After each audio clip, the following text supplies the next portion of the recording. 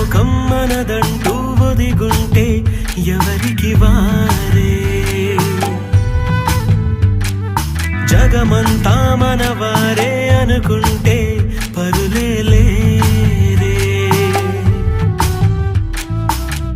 ఒకటే కొమ్మ పువ్వులు ఎన్నో, ఒకటే సంద్రం అలలెన్నో, అణువణువు మన ప్రాణం అందరి కోసం, నలుగురిలో చూడాలి మన సంతోషం.